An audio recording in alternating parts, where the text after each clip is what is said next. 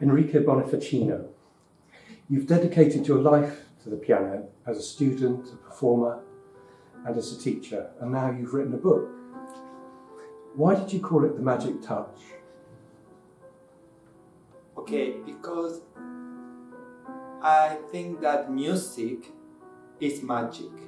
So, us as a musicians, as a performers, when we create music, we are doing something magic, and usually we use our hands to touch the instrument. In the case of the piano or a string instrument like guitar, violin, it's all about the touch. So through that touch, we create magic. We create this something very special, very unique, that is music. And we put something unique of us, very personal. So that's why the title.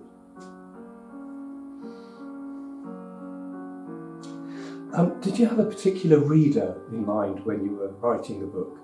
Who did you write it for? Okay, believe it or not, at the beginning I wrote it for myself. Because I have read a lot of books about the subject, and even if they were very good, something was missing. It was missing the emotional, psychological part of being a musician. So I started to explore about myself, my students, and to have conclusions about that. So I created this book trying to answer all these questions, all the parts that were missing in other books. But of course, the main protagonist is the reader. And I think that the reader is someone that wants to improve, someone that wants to do better, to learn, that is avid for learning, eager to learn more. Because we can never be perfect in music. There is always another step to go beyond. Okay. In the book, there's a clear sense of your life as a pianist, it being a vocation, a calling. Have there been any costs to that calling? Yes. To be a musician is to be something creative. And in this society, in general, I mean, not here in the UK, in general, people prefer something safer as a profession, something that gives you an income every month. And to be someone creative is risky, it's a risky business. You can be successful or not. So usually your parents try to discourage you to be a musician or an artist, an actor. They prefer something more traditional, like any of the traditional professions. So the risk is that you need to be very good at what you are doing to stand out from the crowd, and it's a constant pressure on you. So the question is, am I good enough to do this? I can do this as a profession, as a living. That's the cost.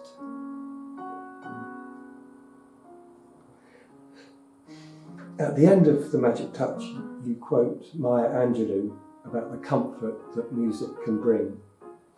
As a performer, are you able to simply sit and listen to a piece of music and enjoy it emotionally? Yes, I do. It's a different experience to be a performer and to be a listener. To be a listener, you are receptive. You receive the energy. And to be a performer, you are creating the energy, or you are a channel of the energy. I used to listen a lot of music from other musicians, but now I am more concentrated on my own music, like it's my own world. And I like to be original. I like to explore new material. I think that classical music is always the same. The performers always play the same pieces. It's like a repertoire. And I think that we need to explore new material, new composers, composers that have been forgotten. So I don't like to play things that everybody plays. That's why I try always to do original things. One of my favorite composers is Heller, that even if he's excellent, is not very well known. It's not very well known like Mozart, Beethoven, Chopin. However, it has beautiful pieces. So I think that we need to refresh, to give a list of new life to the classical genre. You hint at real struggle in your life as a musician, being paralysed by fear of failure and having to take breaks from your duties. Can you tell me a little more about that struggle?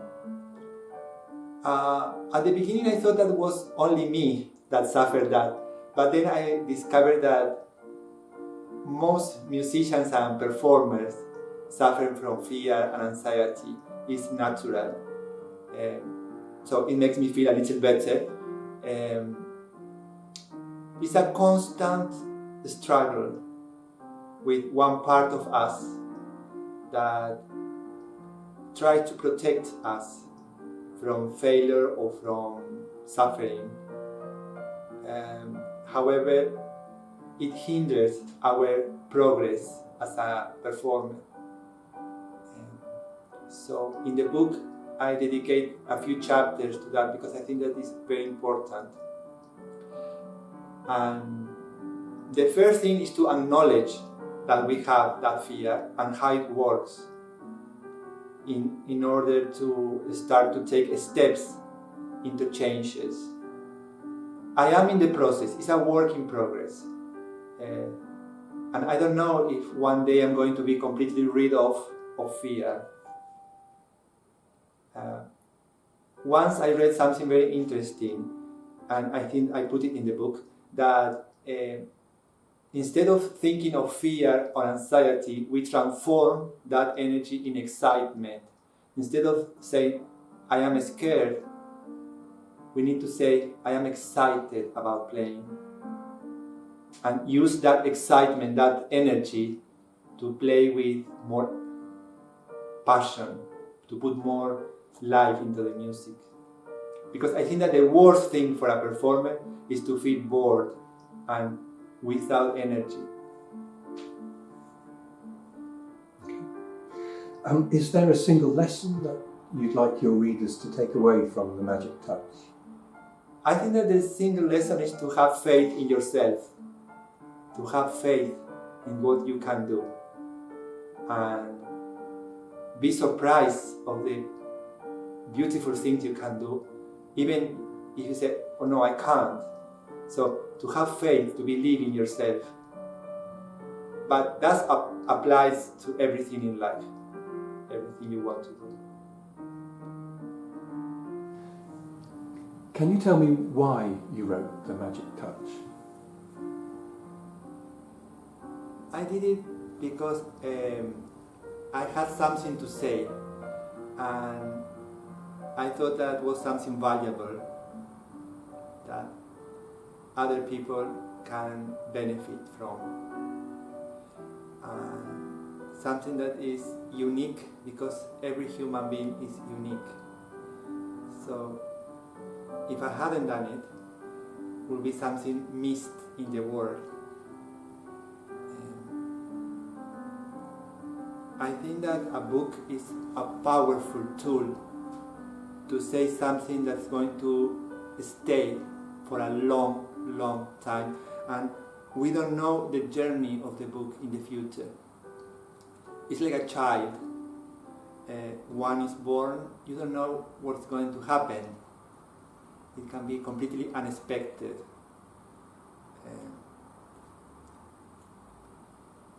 I picture in my mind a bridge, that I am building a bridge, energetic bridge, connecting me with the reader. And in the same way that a physical bridge takes time to build, this psychological or energetic bridge is going to take time too. But once the bridge is ready, it's going to be a communication with many, many, many people that are in the same level of understanding.